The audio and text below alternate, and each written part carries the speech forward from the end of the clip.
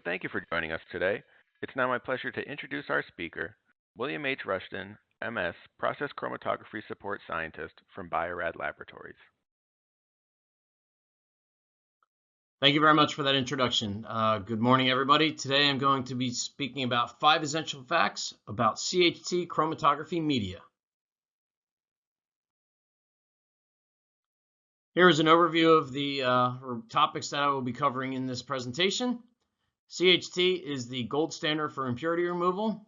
It has a flexible method development, offering unique selectivities, a simplified packing method, as well as being a sustainable chromatography resin. We're going to begin by talking about CHT as the gold standard for impurity removal. I'm going to be talking about aggregates, leach protein A, endotoxin, DNA, as well as host cell proteins.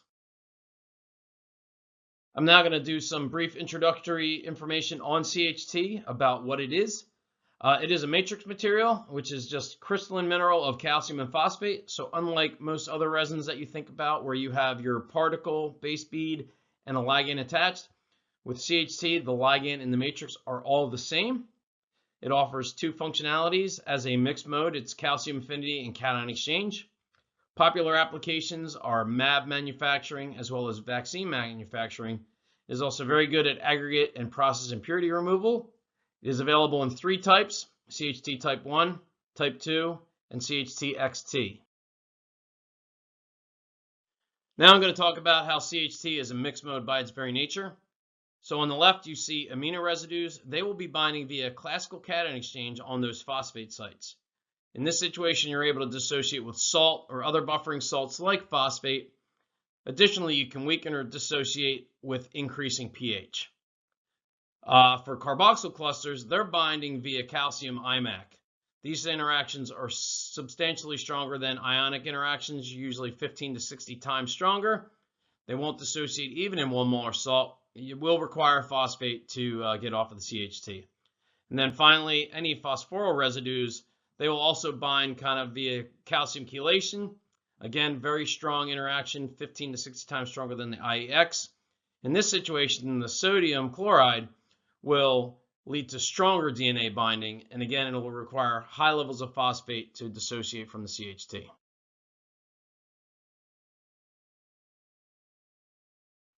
Now I'm going to present a slide showing how CHT is the universal polishing media. CHT is unequaled in clearing the full range of impurities. The table below shows how aggregates, residual protein A, host cell proteins, DNA, endotoxin, and even viruses are able to be cleared from CHT. The observed clearances are between 1 to 4 logs, and in some cases even larger. These results are on salt gradients at a constant phosphate concentration. Now I'm going to give an example of a basic mAb aggregate removal. This has a PI of 9.3. The SEC of the load shows that there's 28% aggregate. The purification is a pH 6.5 in phosphate with a 0 to 1 molar salt gradient. The elution showing 0.1% aggregate after the elution with a purity of greater than 99% and a yield of approximately 68%. Now you look at that 68%, you have to remember there's only 72% monomer in the load, so the overall yield would be 94%. This slide showing the removal of aggregate using an acidic mAb of a PI of 6.9. So the SEC of the load showing 34% aggregate. This time the purification is run in a phosphate pH 7, same linear gradient, 0 to 1 molar salt. The SEC of the eluate showing the monomer content of about 96.9%. So you're seeing about a 90% reduction of aggregate across this step. I'm now going to move into showing how CHT provides flexibility in your method development and giving you the ability to achieve high purity product. Here we're showing a simple bind and elute method development for some common applications. So if you have a protein with an unknown PI, you're going to bind between pH 6.5 and 7.5. Just note that higher pH stabilizes CHT particles. We also recommend having phosphate in all your buffers of at least 5 millimolar.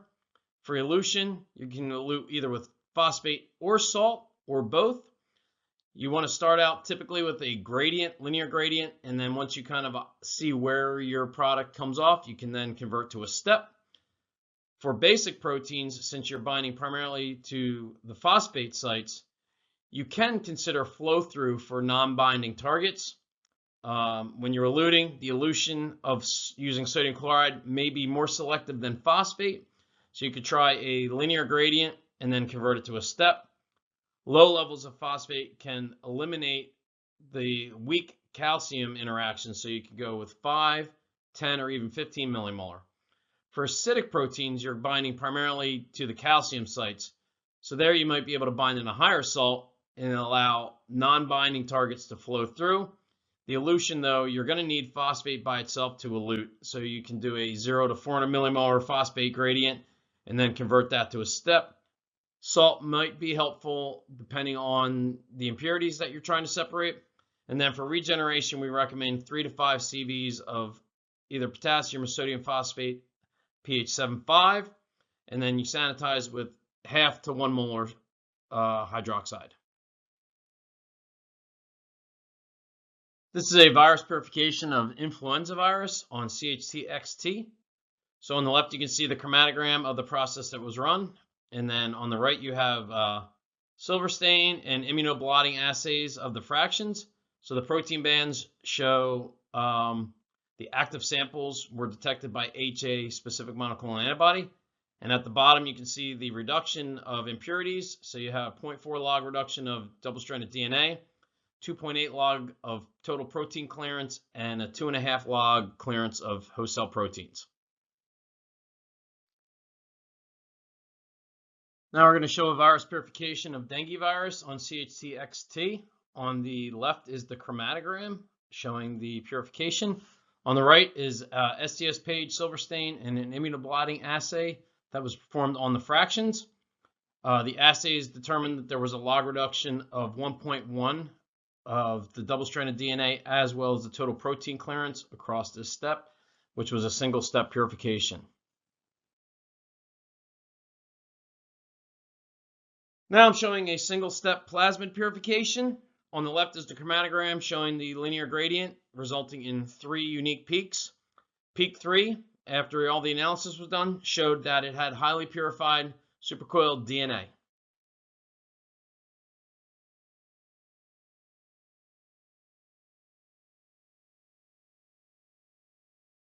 Now I'm going to talk about the ability of CHT to provide unique selectivities, which will enable fewer steps in the purification workflow, leading to improved process economics. So first I'm going to talk about going from a 3-step to a 2-step MAB purification. So the 3-step workflow is protein A capture, followed by a polish, which is typically an ion exchange of some sort. Polish number 2 can be an ion exchange or a HIC. So the 2-step workflow that we're proposing is protein A capture, followed by using CHT and its mixed mode ability to reduce the number of columns.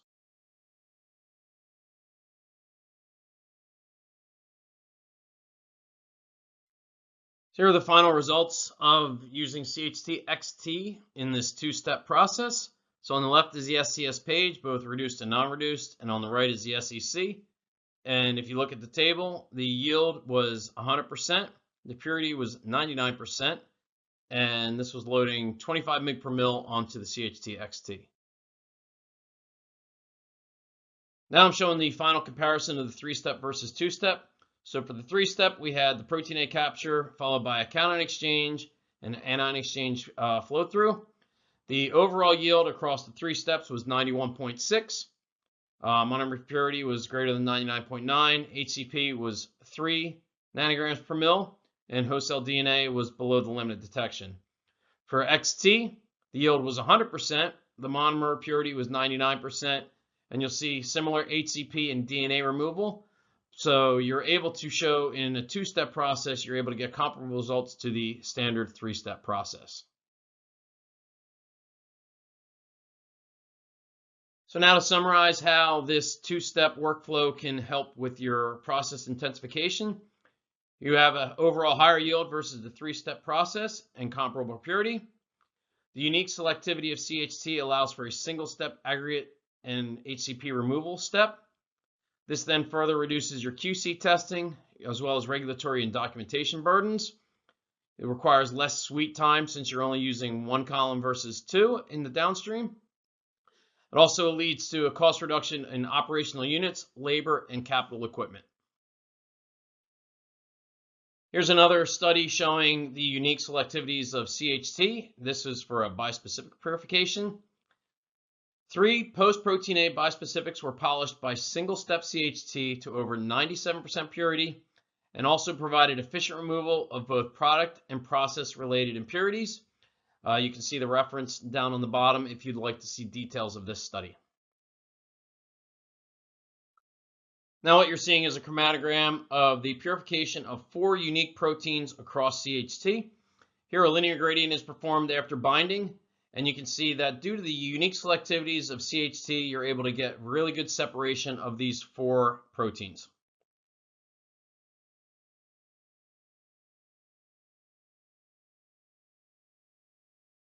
My final example showing the unique selectivities of CHT is to focus on the superior resolution that CHT provides.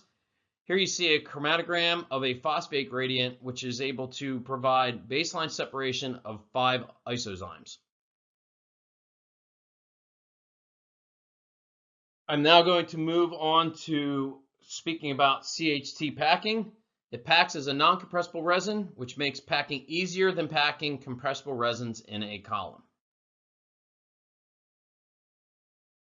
Here's an overview on packing CHT. So first you need to make the CHT slurry. The bulk density is 0.63 grams per mil. What that means is that 1 kilogram of CHT will equal 1.6 liters of packed bed. When you're packing larger columns greater than 20 centimeter internal diameter, we do recommend using a value of 0.60 versus 0.63 due to losing the wall effect of smaller ID columns. You can slurry directly in the column, or you can use a slurry tank. If you're using a slurry tank, you can transfer it into the column using the following methods. You can manually pour it into the column if it's an open column. You can pump it in. You want to use a diaphragm pump. You don't want to use rotary lobe or peristaltic pump, as these can cause damage to the CHT particles. You can use pressure using a pressurized slurry vessel, or you could just use a suction or syringe method where you just draw it up out of the slurry tank using the top adapter to draw it in like a syringe. Once you're packing, once you get it all into the column, there is no compression factor. The compression factor is 1. Once it's packed, it is packed. It will not go any lower than that. You don't have to worry about rebound. And then you can flow via flow packing. You can do an axial consolidation where you're bringing the top adapter down to consolidate. You do a combination, which is an axial compression flow method. That is kind of one we prefer because you're able to use the adapter to lower that headspace, but also pack at the same time, which will reduce some buffers. You can stall pack, and if you really want to, you can actually just put CHT in the column, let it settle overnight, and come back and finish the next day. It won't impact the packing. You then qualify the standard method, salt tracer, to get your HETP and asymmetry. Now I'm just going to comment on some tips for CHT column packing. So our recommended packing buffers are 200 to 400 millimolar sodium phosphate, pH greater than 7.2, or 150 millimolar salt, also greater than pH 7.2.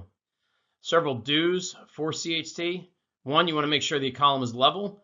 Since it is not a compressible resin, if you don't have a level column, you could have a sloped bed, which could give you differential separation. You want to make sure you only use plastic paddles or low shear hydrofoil impeller for mixing. As I previously mentioned, you want to use only a diaphragm pump for the media transfer, and you want to leave a headspace of 1 to 5 millimeters. This will then lead into some of the don'ts. You don't want to compress the head plate into the bed. If you do so, you could damage the particles, which could lead to increased pressure as the broken particles fill in those interstitial spaces. You don't want to run the column in upflow. Again, because of this headspace, if you run an upflow, the entire bed will lift up and this would ruin the pack. If you need to calculate the amount of CHT and buffer for slurry preparation, this can be found on the CHT applications guide at bio-rad.com/CHT guide, or the chromatography calculators at bio-rad.com/calculator. Additionally, we have a couple of pre-pack column options. We have our Bio-Rad Foresight pre-pack columns as screening tools. These are 1 and 5 mil pre-pack columns. And then we have our process scale GMP ready Foresight Pro columns, which run from 5 to 33 centimeter diameters. Now I'm going to talk about how CHT is eco-friendly and can help achieve your sustainability goals. So now I'm going to talk to some of the sustainability aspects of CHT. CHT is shipped as a dry powder, which reduces material and handling costs. It's also non-hazardous, so there's no ethanol in the shipping solution since it is a dry powder.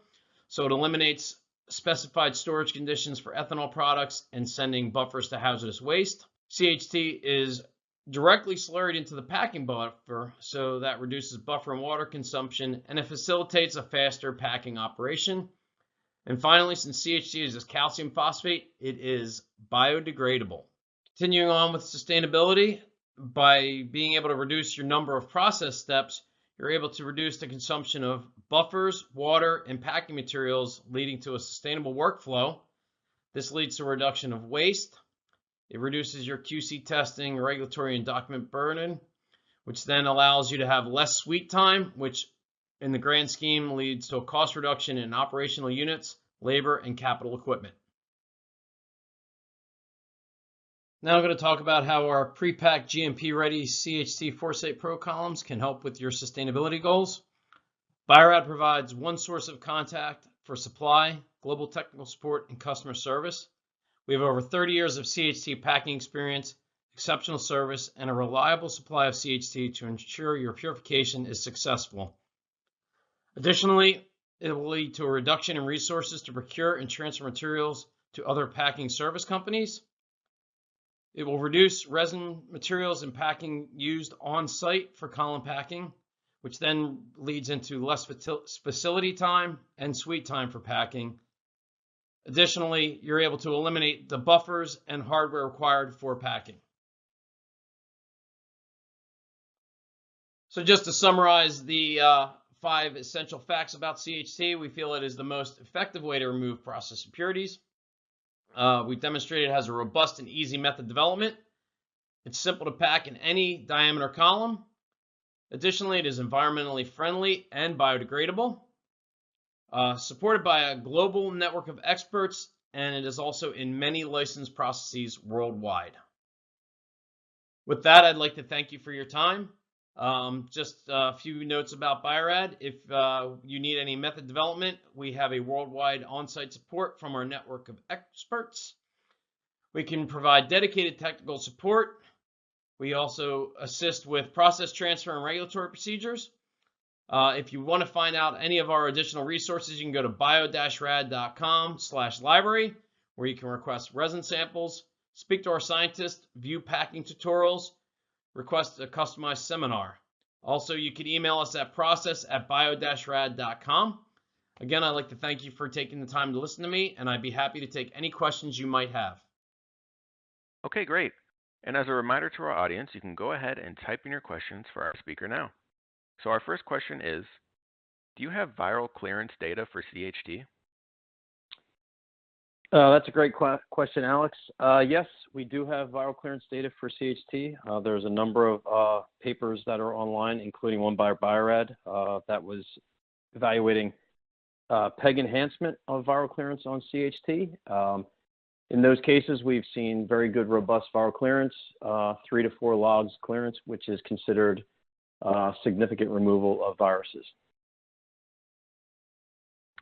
All right, and our next question is, I have observed a yellow area on the top of the column. What is the reason for this, and is there any risk to my process? That's another great question, Alex. CHT, because of its nature, being able to bind metal ions, what's happening here is that they're either in trace metals left in your buffer salts or maybe a residual media component that's left over So what that's doing is it's irreversibly binding to the CHT.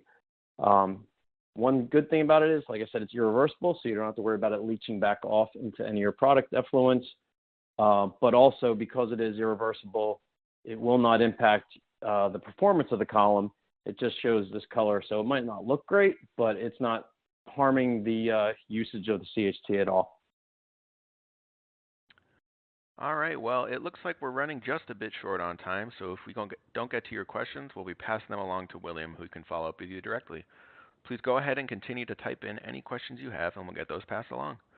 The last question for the webcast is, my team and I would like help packing CHT. Do you offer training? Yes, we do offer training. I have gone throughout the U.S. and sometimes overseas to go on site to do training for customers to make sure that everything's going right, because CHT is a little unique because it is a non-compressible ceramitized media. Additionally, we do have a line of pre-pack columns that I discussed during my talk that range from 5 centimeter to 33 centimeter diameter. So these could also be used if you didn't want to pack that in those dimensions. Fantastic. Well, thank you so much, William. All right. Thank you, Alex.